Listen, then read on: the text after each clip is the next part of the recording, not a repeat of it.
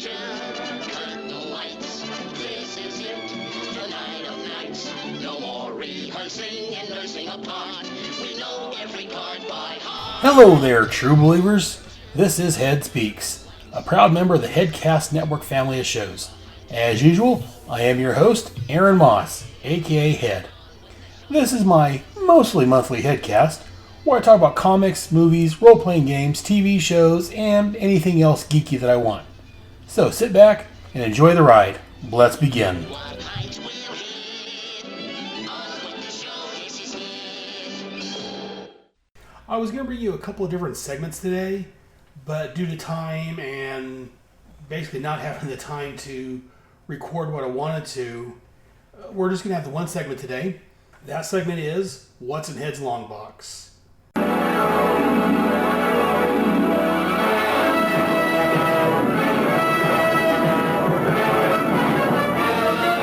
Faster than a speeding bullet.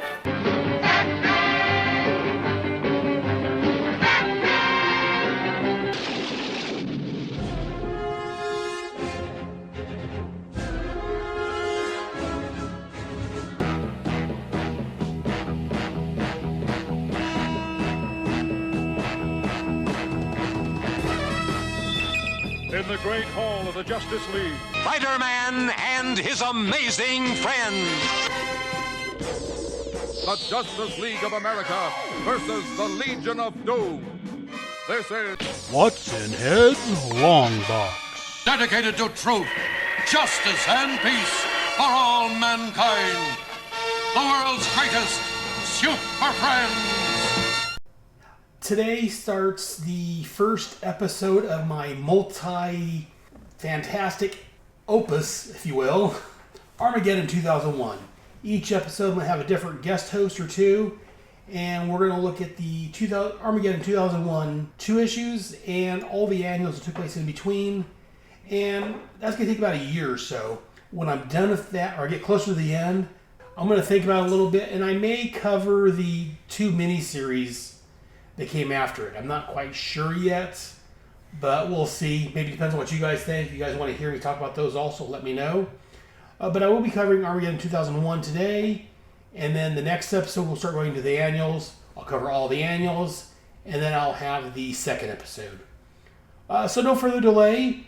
I recorded this earlier, so I'm going to go ahead and play what I recorded with my special guests. I have Pat Sampson and Jarrod Alberich, the art cell artists. I'm going to reintroduce them on the other side when I start the actual talk, but I just want to give you a little intro and let you know what's coming up. So let me know what you guys think about Armageddon 2001. I think I say it during this piece, but I'm going to say it now.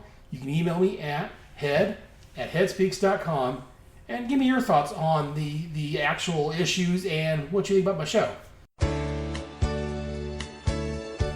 Head Speaks will be back after these important messages.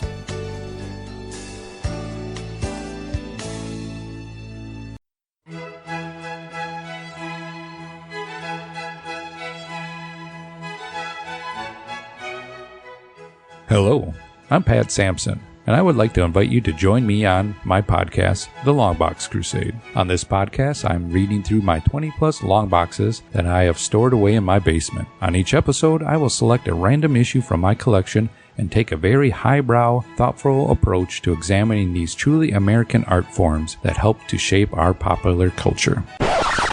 Oh, I like comics too. Can I get a comic out of my long box that syncs up with the month and year of the comic from your long box and chat about that too? Oh, and video games. Can we talk about games? Or maybe James Bond too? I love James Bond. Fine. Jarrod Alberich, aka the yard sale artist. We can add some of your comics and enthusiasm to the show. It might help get a deeper introspection of... Did someone say James Bond? I love James Bond. And I love comics too. I can bring a comic from my long box to sync up with you guys. I also love movies and music, even news stories that tie into the time period that match the comic books we review. This is what I get for inviting both the Alberich brothers into my show. Jason, how the heck can we fit all that into my deeply intellectual review of... well, you know what? Fine. Let's do it. Let's cram it all into one podcast. Join us on the Longbox Crusade, folks. We'll bounce around in time from issue to issue, pulled randomly from my long boxes, and the Alberich brothers will bring along issues with the same month and year cover date. We'll talk about the comics and the time period they come from, including world news of that time, Top 40 music chart toppers, movies, both good and bad, maybe even some favorite recipes. whatever I think is funny. We'll probably have to suffer through things that Jarrod thinks are funny. We'll jam it all into one pop culture extravaganza, examining the comics in my longbox and the time period surrounding them. Join us for a wild ride through time on the Longbox Crusade podcast as we attempt to read them all. What's in your long box?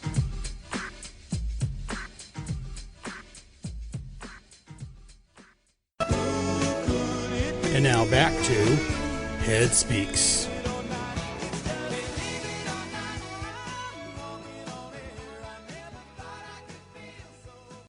Welcome back. And now for what's next on What's on Head's Bookshelf. This is the beginning of my maxi series looking at Armageddon 2001. This was one of DC's event crossovers. It crossed over into the annuals in 1991. The first issue we're going to look at is Armageddon 2001. Before I go any further, though, I will let you know that I am going to try to have guest hosts for every episode. I try to get people that know what they're talking about, good podcasters. I couldn't find any, so I ended up going for a couple of buddies I know, Pat Sampson and Jarrod Alberich. That's a prescription for danger. Hey, Pat, Jarrod. These nuts. Yeah, I had to drag the bottom of the barrel. And yeah, I'm glad I could fill in for 5, 10 down or the roll here. Yeah, I'm just going to fart into the microphone any minute now. I'm used to it. No, I decided I got these guys on. I talked with them over my G.I. Joe podcast, and Pat started a couple of podcasts on his own, and he made the mistake of inviting Jarrod. True. So I figured I'd get them on here to talk about the first issue of Armageddon 2001. All right. Let me go through the credits real quick for this one. The title of this was, again, Armageddon 2001. The cover date was May of 1991, but again, to buy it on sale, it came out March the 12th of 1991. This was a whopping $2, which was cost quite a bit for back in the day. It had 64 pages, though. The title of this issue was called Dark Time, written by Archie Goodwin, penciled by the fabulous Dan Jurgens, inked by Dick Giordano, letterer Albert Tobias de Guzman, and colorist Anthony Tolan. This book was reprinted in Armageddon 2001. I guess there was a variant cover for it. It came out in 1991, according to Mike's Amazing World of Comics. The cover was by Dan Jurgens and inked by Terry Austin. Going for the synopsis. Our story is narrated by an unknown narrator. He's talking about time and how he doesn't have time. Time has him. We then see Superman rescuing somebody. The next page shows the hand reaching out to save the person, and it keeps changing from Superman, Green Lantern, to Captain Atom. Then we see Batman lifting a young boy out of the rubble, and then Firestorm is flying away. We discover along the way that the narrator is relating a tale of when some unremembered superhero rescued him. The narrator describes how the heroes were giants, but they weren't heroes. At this point, we see Superman standing over the city as him and an unarmored Batman are battling it out. Wonder Woman breaks them up as other heroes join them, and then they begin battling Darkseid. They defeat Darkseid as our narrator continues talking how they've always triumphed until they died. The next page shows some black electrical figure wiping out the heroes. The narrator tells us that it wasn't a villain that killed them, but one of their own. He ponders what caused this to happen, as we see a black figure standing over the skeletons of our heroes. We find out this all happened in 2001, the end of an era and the beginning of another. We then go to present time. You can't see I'm doing quote marks. In 2030, where we find Matthew Ryder and his friend/co-worker Harris walking along the street talking. Matthew is pondering the time before they put up the statues of an armored man we'll discover is called Monarch. The men split up as Matthew says he has some errands to run. Matthew slinks along the streets, passing signs for the peacekeepers and billboards of Monarch saying that he's watching. Matthew goes to a disc salesman who shows him some forbidden discs on heroes. Later we find Matthew sitting at his home computer, going through the disc, looking at pictures of the Justice League International and the Teen Titans. Matthew then has dinner with his family, who includes his daughter, who is a peacemaker. They have a slight argument about peacemakers and their preemptive strikes. At work the next day, His buddy Harris tells Matthew that the higher-ups are pressuring them to develop time travel. As they talk, they are knocked aside by peacemakers pursuing someone. As the peacemakers prepare to shoot the fleeing man, Matthew notices a little girl in the line of fire. Remembering someone helping him once, maybe Cyborg, Matthew jumps and pulls the little girl to safety as the fleeing man is blown away. One of the officers says that Matthew needs to go downtown for interfering. The officer removes her helmet, and we find out that it's his daughter, Karen. As Matthew complains that they're risking shooting a little girl, Karen shows him the suspect they killed. It's revealed to be the old man who's holding his discs. Matthew wonders what happened to Karen and the world. Karen said that this is the way the world works now. Matthew thinks that someone should change it. As Matthew and his team continue working on time travel, Matthew wonders why Monarch wants it so bad. Next, we find Matthew talking to a clerk or something about time travel and how Matt volunteers as a test subject, but the clerk tells him he's too unstable to be thrust to the time stream. Well, he was turned. Next, we see a lady suiting up for a test run for time travel. She vanishes, and narration tells us that no one ever returns from the ride. Later, Matthew throws a bottle of gasoline or something at one of the Monarch statues and yells at it before lighting it on fire.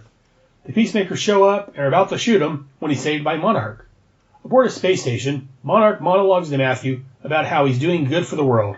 Matthew explains that his time travel works, but the subjects don't have the will, due to Monarch's iron rule. Monarch decides that Matthew Ryder will work as a test subject. He feels that his love for a family will keep him from changing the past. Matthew passes Monarch's test, and then Matthew Ryder is sent back through time.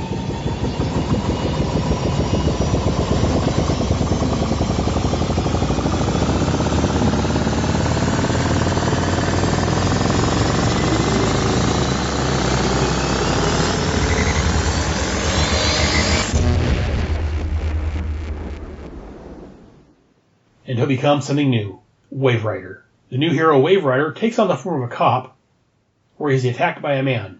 Wave Rider uses new power and looks at the man's past to see what led him to this point. Wave Rider now has the power to stop Monarch. And that's where it stops. This next issue continues in the Superman annual, one of the annuals. But that's for another episode. Right now, let's go and talk about this one. Before we begin, let me go ahead and, Pat, is this your first time reading Armageddon 2001, or have you read in the past? No, I've read it in the past, and I've read it probably several times. It's my first time, I'd say a good 20 years now or more that I've actually starting the reread of it for this. So I thank you for letting me do it. It brings back so many memories of my first read. This is 91. I'm just starting towards the end of graduating high school, kind of starting the big jump of my comic collecting career. So this was the first big event that I was like, I got to get every issue of this, all the crossovers and all that. So it means a lot to me. It's got some really deep memories. Looking forward to reading all through the other annuals that it will go through. And so, I was going to say, so, and long story short, yeah, it's not a first read. And Jarrod, yourself, is this your first time, or are you rereading this? Actually, this was Pat's first read, but I went back in time and changed that, so now it's a reread for him. Oh, thank you. Well, that's very good of you. Oh, you're welcome. Actually, yes, this is a first read for me. Since we're telling personal stories, I had just gotten back from Germany, and I was in my middle school days, and I kind of fell out of collecting comics at that point. I think because my comic collecting was very tied to my older brother, and he'd left to go to college. So I just kind of stopped. I just kind of fell out of comics for a little bit, and so I totally missed this. So I'm coming into this clean as a whistle. Well, good. Good to hear a fresh perspective about this 20 years, 30 years later, whatever it's been. It's been a while. Okay, well, let's go ahead and let's talk about the cover first. The cover shows, it has the title, Armageddon 2001. Above that, it says Introducing Wave Rider. Below the logo, we see a starry background, the space, the planets, moons, and we see an outline of Monarch in the sky. And in front of him, we see Wave Rider floating, his hands glowing. And below him, there's a mountain, it looks like, and there's two rows of sets of heroes. The very front starts with Superman and Batman opposed to each other.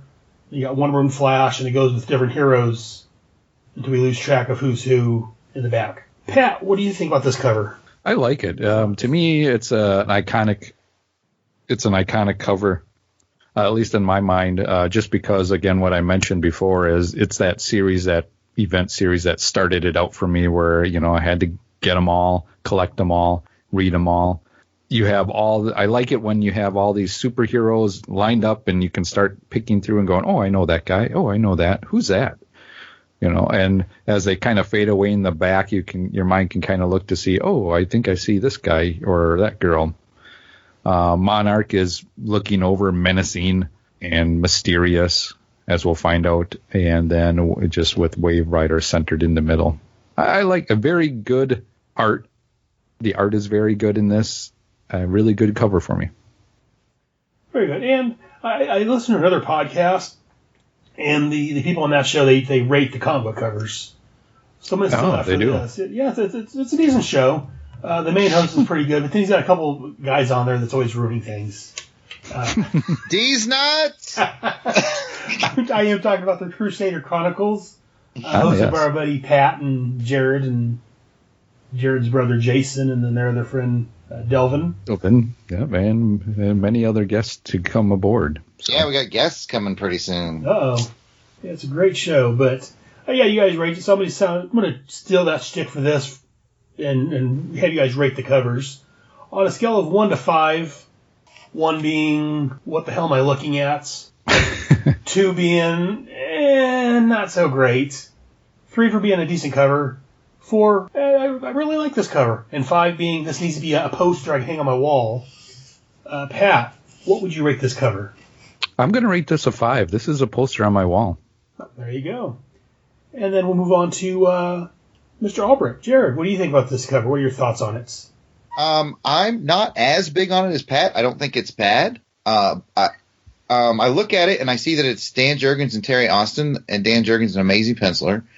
And Terry Austin's an amazing inker. So I just feel like with that combo, it should just be a little better. For some reason, it feels just a little flat to me. My favorite part is the Monarch thing. All the heroes in the line look okay. Booster Gold's on the cover, so that automatically makes it awesome. Don't get me wrong.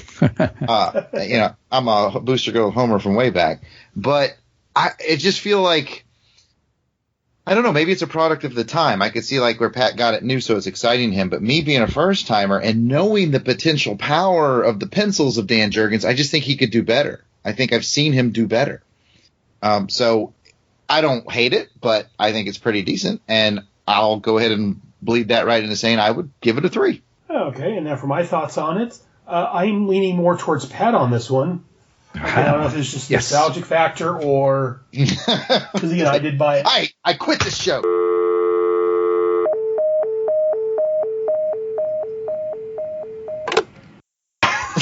Oh, is that what it took to get rid of him? Oh, that's all you gotta do, Pat. Believe me, I tried. No, I really like this cover. Again, as you both have said, Monarch looming in the background is a very nice touch. I like Wave Rider sitting our first look at him. And I like all the heroes. You got Superman and Batman. This is how they were drawn at the time. You got Wonder Woman, as I mentioned, Flash, Captain Atom, Cyborg, Guy Gardner, Hawkman, Starfire. Way in the background, I can barely make out Hawk. Yeah. Blue Beetle, Mr. Miracle. I love Mr. Miracle. And there's a couple beyond him you can't really see. Mm-hmm. I really like this cover. I much like Pat, I think we have to give it a 5 because I would love to have this as a poster hanging on my wall. This is, again, as you guys said, this is Dan Jurgens. And while maybe he does some better work, I don't know. I think this is a damn fine cover, and I've always been a Dan Jurgens fan, so I think this is a great cover, and I personally don't see how he could do much better on it, but that's what we have to have Jarrod on here to. I was reading this weekend at the Irredeemable Shag's house, and he's like, "Oh, you're reading Armageddon?" I was like, "Yeah, I'm doing a podcast with Aaron." And he goes, "You know who Monarch is?" And I was like, "No, I don't." And he's like, "Really? You don't know?" I was like, "I have no idea." We'll get this later in the show, and I'll talk about this again with some of my guests later on. I'm sorry. No, that's fine. But, you can bring up your name dropping again later on, Jerry. Wait, who the hell am I name dropping? Shag, the irredeemable Shag. I was with Shag. Me and Shag were hanging out with some of my shows. Shag name drops me, son. I don't name drop him. But I was at Shag's house reading comics. Jeez. I slept on his couch, and I'll sleep on yours too. Reading comics and sharing pudding pops and. Now you're just being ridiculous. Hey, I saw you. I said, we'll do this more later, but you said you don't know who Monarch is. Do you know the backstory about the series and how it ends? All my new best friend, the irredeemable Shag, told me was that at some point it got leaked out, who the Monarch was, and DC changed it the last minute, and they kind of wish that they hadn't. Like, it was a better plan to begin with. Yes. Well, we'll talk about that a little bit more, but yeah, that's all I know. That's all I know. That. Yeah, and I only know that because my new best friend Shag told me that. I think you dropped something there, Jared. Maybe if you asked your old best friend Pat, he would tell you. I think I've got a new show coming out on the Fire and Water Network. You probably do. It's called the I Betrayed Pat Show, and I'm the host. Sounds like a good show. Anyways, back to this show that Shag's not on. At least for now. So, Pat, let's go back to you. What are your thoughts on the issue itself, then? The story itself, it's a heavy read to kind of get through. I mean, granted, it's a special issue, so I can't remember what's the page count on it. 64 pages. Okay. Yeah. So 64 pages to kind of get through. There's not a lot of action in it, but I'm just going to go through my notes here that I wrote down when I was I actually took notes, believe it or not, as I was going through it. Yeah. Hey, you're rubbing off on me, Jared. Uh-oh. I rub off on everybody. I'm trying to get back in his face so I can get on his new podcast. Yeah. But, you want to be on the Betrayal of Pat's podcast? Yeah. And it actually looks like the story itself is 56 pages. 56. Okay. So I really like the opening story. I don't know if you want to call that a flashback. I guess it is because we find out that it's actually, Wave Rider. Right. Him telling the kind of the opening, the beginning there. And I really liked how that was put together. Not only the art, but the paneling on it too. There's some really nice, even throughout this whole issue, there's some really nice 9 panels that I like that really struck me. And just the structure of the paneling that's done. But going back, just the art and the story that's kind of told in those maybe 6-7 pages of this that they go through in the beginning, with Batman and Superman fighting. I could just stare at some of those pages, looking, all the other superheroes that are in the background and things like that. Let's see, on the page for when you get to the title page, the Dark Time. Did you guys notice on the little newspaper box, it has Roman does backgrounds? I don't know who Romano. It says Romano does backgrounds. If you go to the big splash page of Dark Times, it's like page 13. It's not numbered, so. Yeah, it's not numbered. Yeah, see, I'm blind, so I can't barely make that out. Oh, yeah. So I've never noticed that. In the lower left, it's just because it's kind of you got the title in the box, who the writer was, the penciler, and all that. But then on the little newspaper box, they have New York Post, and it says Romano does backgrounds. Huh. So I wonder if, because of the huge page count, if Dan Jurgens didn't have someone helping him literally draw some background. Like look how busy that city is. Right. Yeah. That might be it. Yeah. Because I believe Dan was also working on one of the Superman titles, if I'm not mistaken, at this point. Plus, what else he had going on, I forget now. It's been a couple decades, but I can tell you what he wasn't working on anymore, because Booster Gold was canceled. Yeah. Why? I'm sorry. They had to put him over in the Justice League International. Yeah. You had to get him on the Justice League. But anyways, Pat. Yeah. So Booster Gold, he's on this issue. It was just a little something my eye caught right away.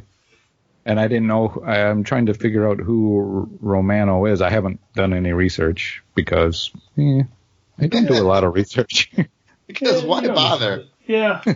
I'll learn it as I go. That's all part of my journey of learning these as I go. So, I like the part where it's floppy disks, or 3.5 disks of memories that he's going back and looking at. Which wasn't there at the time. Yeah. Well, yeah, 91, I guess. Yeah, that's actually, right. By this point, they were moving over to actually CD. I would have thought there'd at least be a CD. Actually, not so much DVD. In 91. Yeah, you would have thought compact disc, perhaps, but yeah, 91. You know what disc. though? I bet our podcasting partner, the dark web, looks at that and is like, "Oh yeah." See, by the size, they almost look like they're 5 1/4. The larger floppy disks, almost. They look really large, but I'm like, come on, you can it's a 3.5. You can tell because it's got the. Yeah, you're right. It's got the little slider thing, the metal slider thing on the top, little place for your label. Yeah, actually, on the probably the next page, actually, you can tell it's a lot better view of it. Yeah, and the guy's got a little. I'm a techie guy, so I notice these things. But come on, on the first page when he walks in the shop and they're on the shelf, it almost looks like they're the larger. Yeah. And those may be something else because he takes them to the back room, and that's where we get the actual superhero discs, which are on the 3 1/4. Yeah. So CDs weren't. I don't think they were. I think they were just coming into.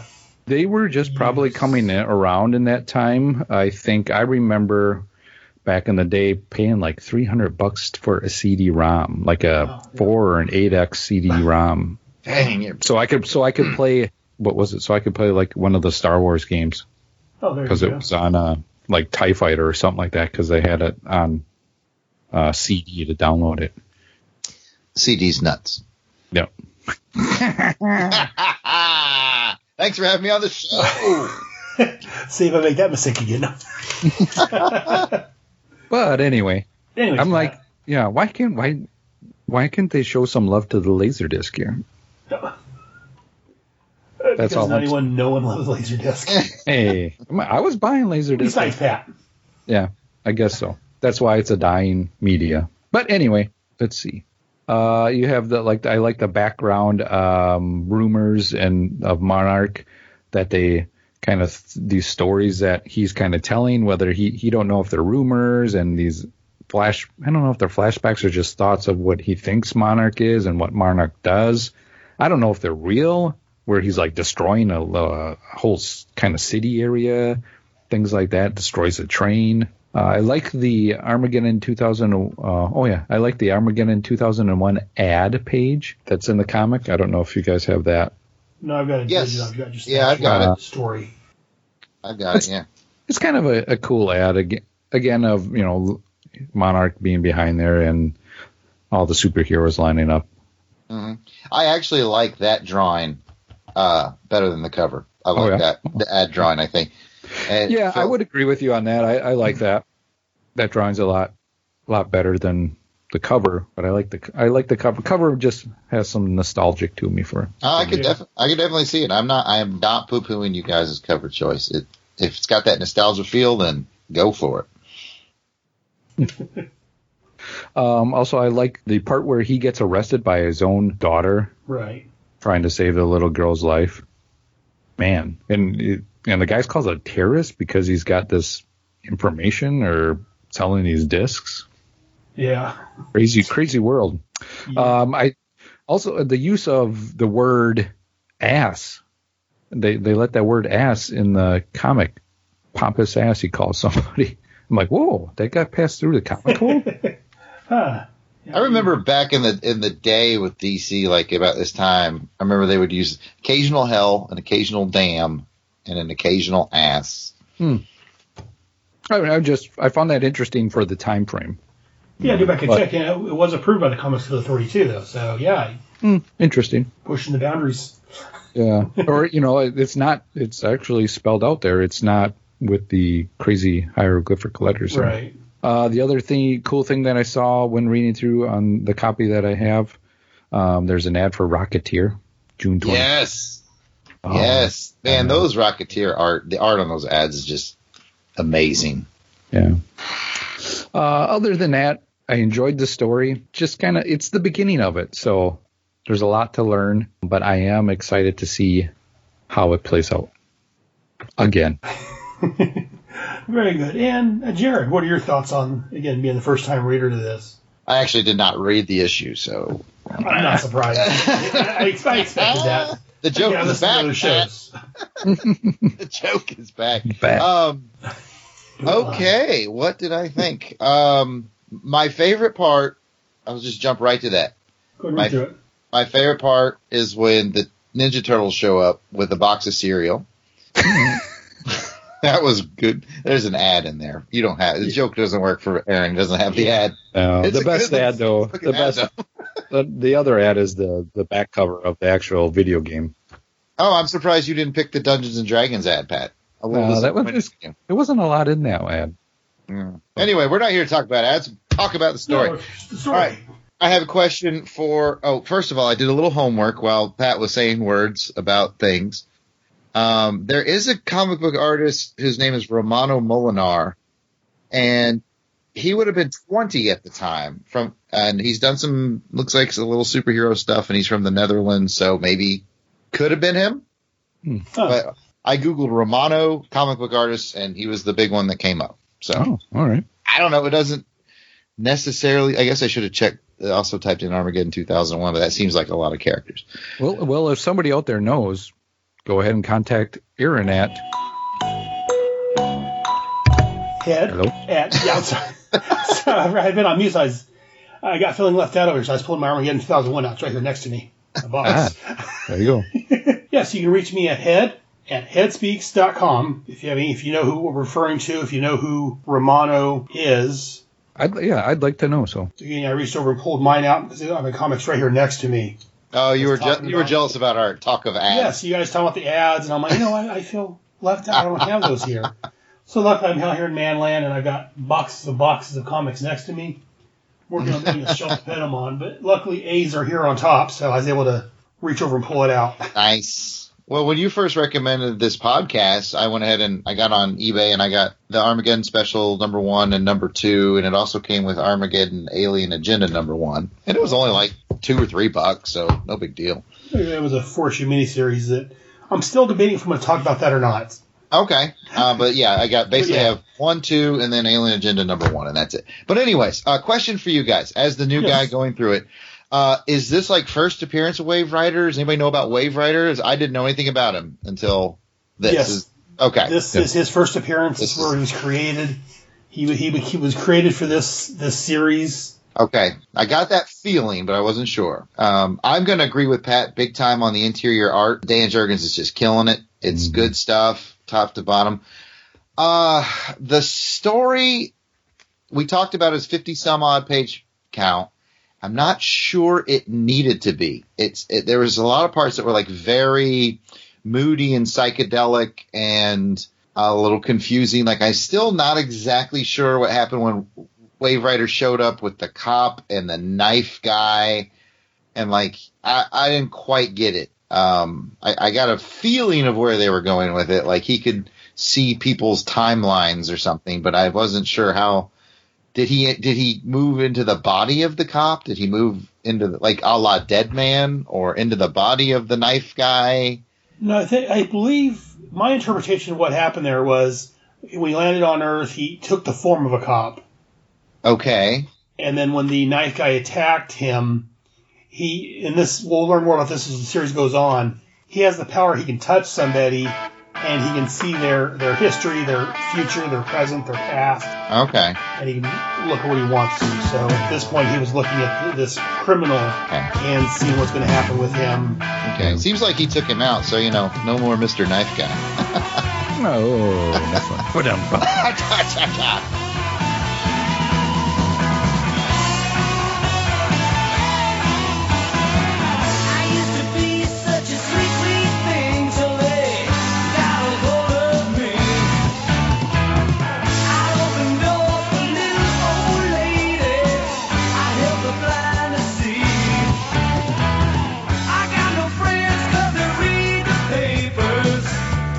Can't be seen with me.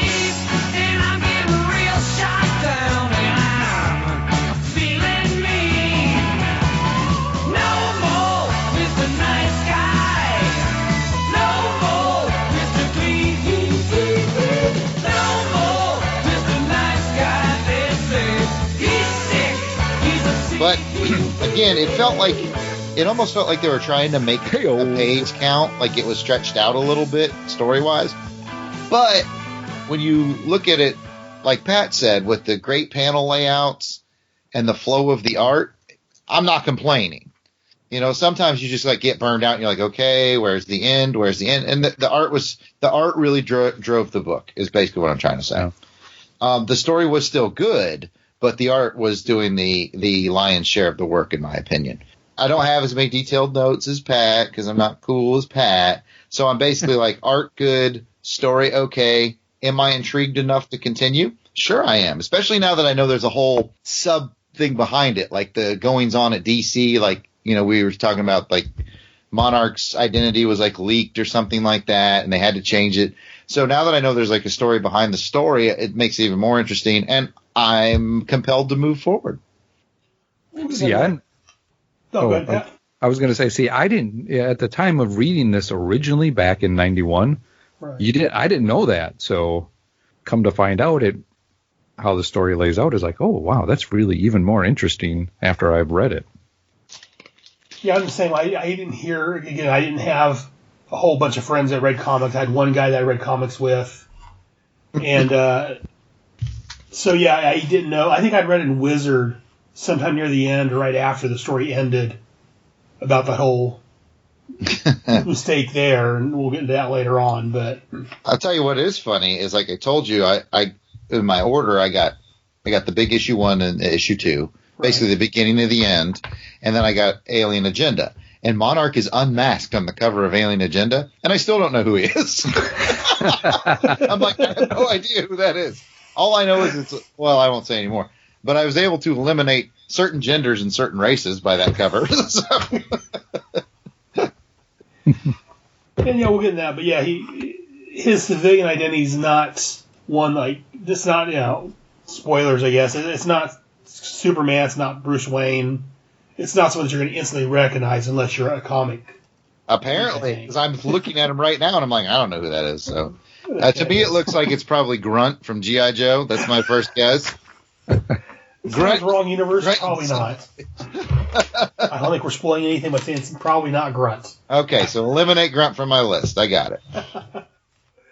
And I guess, you know, again, hearing Jarrod, a first-time reader, you know, say you are interested in reading more. Apparently the first issue did its job, and that's an important thing to me. Yeah, it curious, because, you know, I read this, like Pat said, back when it first came out. I'd gotten to comics in 87 with G.I. Joe. By 88, I was buying most DC and Marvel books that are out there. So by this time, yeah, I was heavily into comics. So I was picking up all the annuals anyways, but this continuous storyline helped.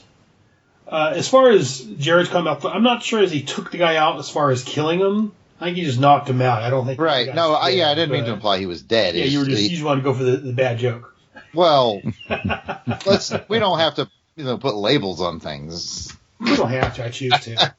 But yeah, I do sort of a little bit agree with you there, Jarrod. And I'm kind of hedging that because I don't like to agree with you, but I understand. It's a painful place to be. I get it. It is. It's not a good place to be. Parts of the story does seem padded out a little bit, like they're trying to reach that page count. Yeah. On one hand, but on the other hand, I mean, it is, while not vital for the story, it does kind of help gives a big look into Matthew Ryder's head, where he's coming from, and well, it doesn't tell us what happened in the past because, again, everything's changing. And a lot of, when they show Batman, Superman in this one panel, they're giant, larger than life, bigger than the city. Yeah, like Godzilla style. Yeah. So, I mean, the art's very exaggerated. But, again, it is Dan Jurgens doing the artwork. And as I said here and elsewhere, I love Dan Jurgens' artwork. Definitely. I think he's fantastic. So you can't go wrong. Like I said, the art does carry the book. Archie Goodwin's no slouch when it comes to writing, but it does seem like he could have shortened it down a little just bit. Tighten it up a little. I tell you, would have had the page counts because you have to end it where you end it. Yeah. I tell you what I just noticed, by the way. The in-house ad that we referred to that we really liked, the Armageddon 2001, and in the issue house ad is actually the last the big panel of the last page of this comic. They took the big panel from the final page and made the ad out of it. Oh, I didn't even notice. Oh, yeah, you're right. Yeah. Yeah, back and forth, you are correct. Still looks good. Yeah. Oh, yeah, no, it's a very nice. That's probably why you like it. Yeah. Yeah, and going to the ad, Not Since Invasion has a crossover series, Soshik in the DC Universe. This blockbuster series begins in Armageddon 2001, crosses over into 12 DC annuals, and reaches its shocking climax in Armageddon 2001, number 2. I love this. I love the adding that they did, and I just loved this period of DC where they did these big events. Yeah, I'm a big event guy, and that's what always grabbed me, because then I could, get into other comics, superheroes, and get a taste of the other world or the other people out in this world. That's what I like. I wish they would do it again. Yeah, that was part of my undoing, was the crossovers back when I first started. Much like you, I'd read the crossovers and it would lead over to this other book. Okay, let me read this book. Yeah. Oh, this is good. I got to get these back issues. I got to continue reading this. Yeah. If they do it good, that's what it's meant to be. But Right. if they do it bad, like, I don't need the, here's just a short appearance of, like, Infinity War. Man, there's only just a little bit of something happening in, like, when they did the whole Infinity Gauntlet thing. It's like, But I was a sucker. I bought all of them, too, so. Well, much like 2 steps forward and 2 steps back, we come together because opposites attract. Here's a little story and you're sure to like it. Swift and sly and I'm playing it cool with my homegirl, Paula Abdul. Baby, seems we never, ever agree. You like the movies and I like TV. I take them serious and you take them light. I go to bed early And I party all night. Our friends are saying, We ain't gonna last. 'cause I move slowly. And baby, I'm fast. I like it quiet, And I love to shout. but when we get together, It just all works but out. I take 2 steps forward, Take 2 steps back. we come together. Cause opposites attracting. You know, it ain't fiction. The natural fact. Don't you know? It's a natural It's fact. a natural fact. I never liked crossover events. Like, I was the world's most cynical, 14-year-old. Because I was like, you're just trying to get my money. I don't want your stupid event, and I hate how it interrupts the flow of the story I'm currently reading. So yeah, I was just a little cantankerous, son of a bitch, and Still are. still am a little bit, yeah. But actually, now I'm learning to love these going back. Like I said, I'm interested now. But back in this day, when I started really reading comics, pretty heavily around 11, 12, 13 years old, I was never a big events guy. Like, if they did like a maxi series, like Marvel Superhero Secret Wars, its own maxi series, I was down for that. But when it was like an event, I was like, you're obviously trying to get me to buy all these other books. I'm not going to do it. I was frugal. I was a yard sale type of kid, and not a lot has changed. and the beauty of it is, though, they were making you buy the annuals. Yes. Which were a more heavier. Heavy price count. Annuals are always very, very rarely do they affect what's really going on in your main storyline. Right. And so harder sell. Yeah. So I was like, nah, man, I gotta save my nickels and dimes. And I think the annuals probably are harder to sell because, like you said, a lot of times they have no real bearing on the actual story. Mm-hmm. A lot of times it's a one-off, or it doesn't really mean anything. Mm-hmm. And so I think that may be why they went through the annuals. Like, you know what? Let's try to up the sell of these annuals. Let's go ahead and do something special. But I definitely am interested. So, like you said, going back to 8 minutes ago, it did its job. The story did its job. It's got me hooked. From your newbie point of view, good job, Archie and Dan and Dick. Dick Giordano's inks are looking good in there. But yes, overall, I thoroughly enjoyed the story. I do like Matthew Ryder getting Monarch's attention by firebombing his statue, and then Monarch taking him up to his satellite. We got the wooded area there, and he's laying out, and Matthew's like, the time travel works. It's just your people, your iron thumb has held everyone down, so no one has the imagination, the willpower to do it anymore. He's very no-bones, you tell him like it is for the most part. I'm wondering. Oh, sorry. Yeah, I was just going to say, when they're talking, and all of a sudden, Monarch, also the scenery vanishes, the plants and everything vanishes, and we see all these scientists. Mm-hmm. That was cool. Checks out.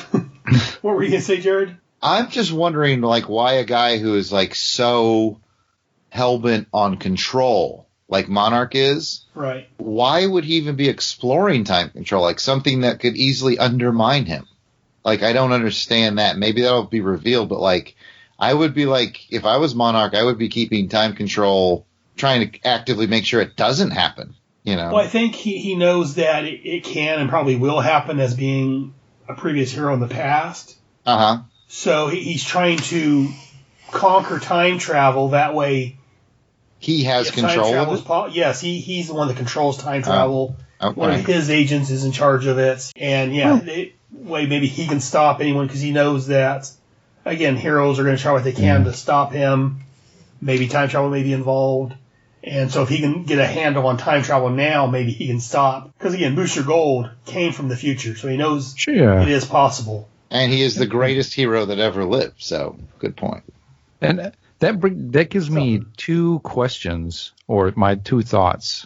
Yes. Is if he's knows about time travel, obviously, he's got to know from the Legion. The little that I know about the Legion, don't they try and time travel a lot? Yes, they do. So a lot, but they do some time traveling. They time travel back to Superboy's time and then Superman's time. So if he's got to, maybe at least being a superhero, they all tell their war stories, sit around, the satellite talking about it or wherever they are.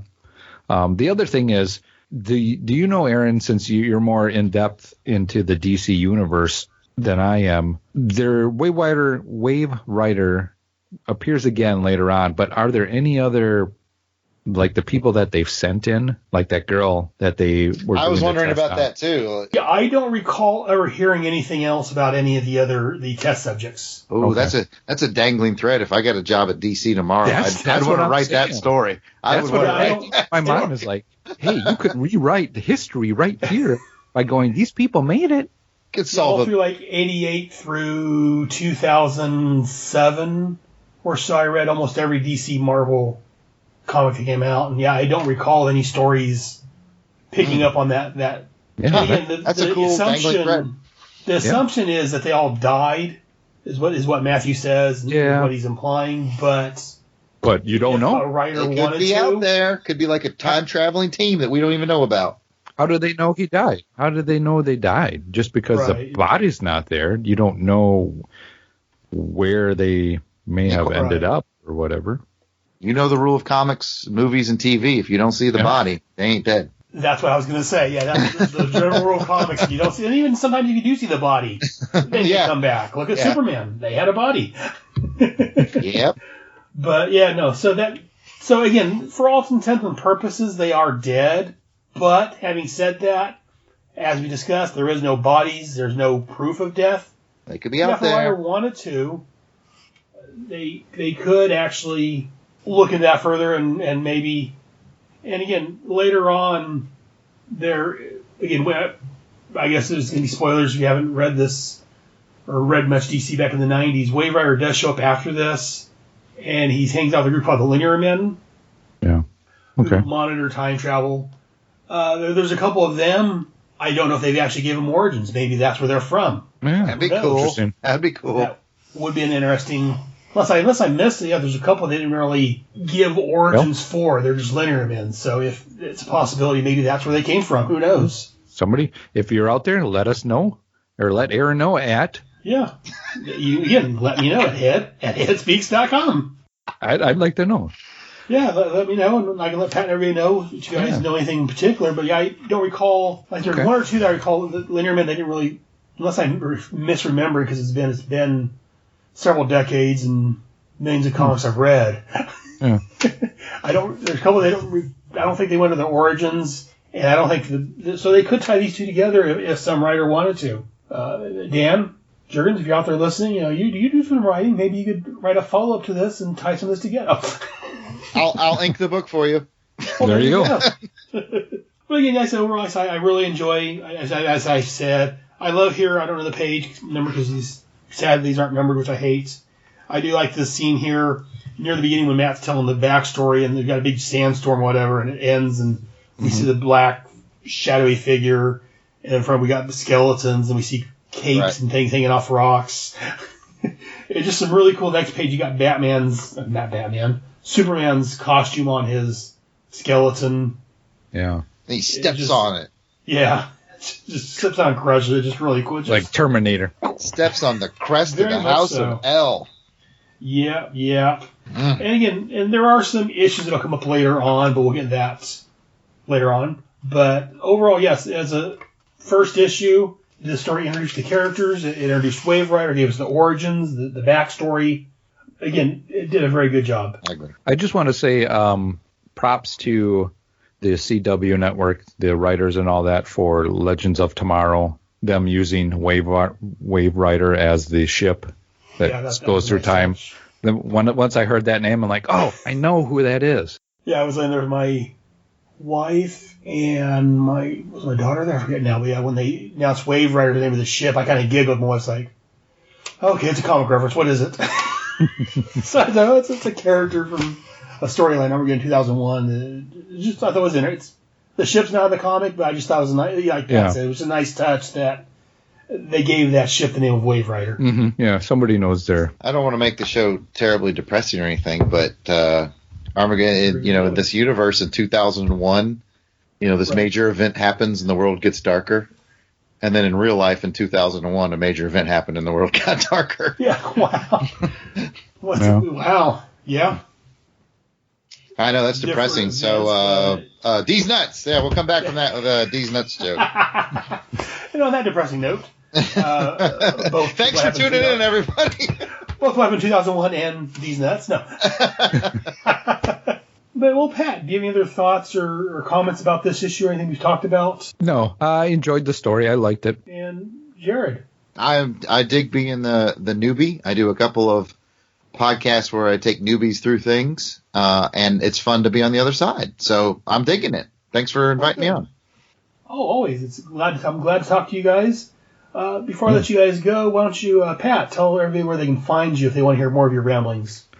Well, if they want to hear more of my ramblings, you can find me on the Longbox Crusade podcast. There we have the Longbox Crusade podcast, which will be a monthly podcast of figuring out what's in my long box, along with everybody else that is on the show, like Jarrod, his brother, Delvin, and special guests. Coming up, we will have Aaron on, so take a listen to that. Yeah, that episode's coming out pretty soon. Otherwise, we do Crusader Chronicles, which is more of a chronological jaunt through my long box with the guys as well. Join me along with other special guests as well too, and we go from the beginning to the end. We'll see if we can make it all the way to the end to read them all there. But you can find that at the longboxcrusade.com. You can find us on Twitter at Longbox Crusade or on Facebook at Longbox Crusade.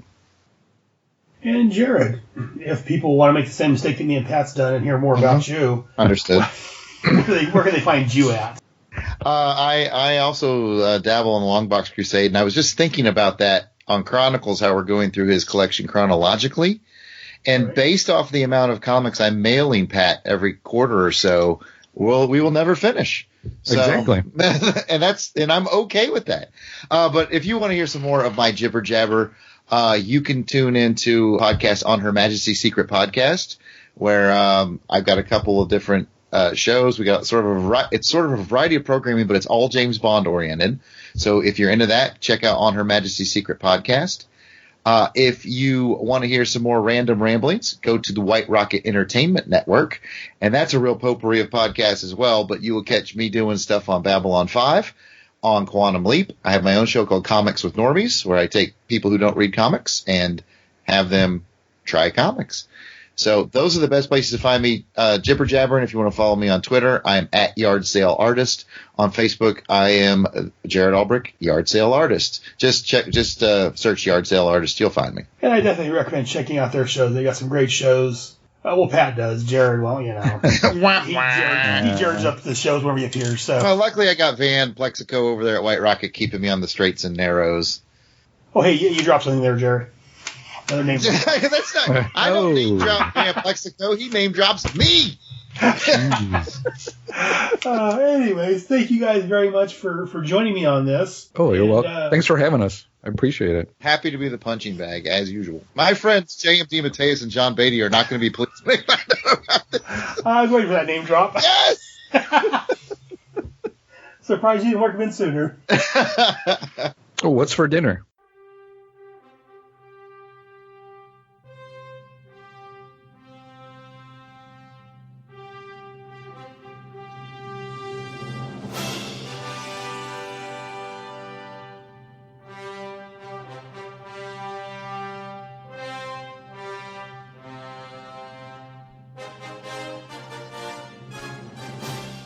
Thank you for listening to another fantastic episode of Head Speaks. Hope you enjoyed it. If so, let me know.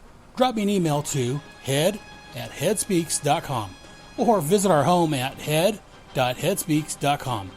You can also visit and talk with me on Facebook and Google+, both under Head Speaks.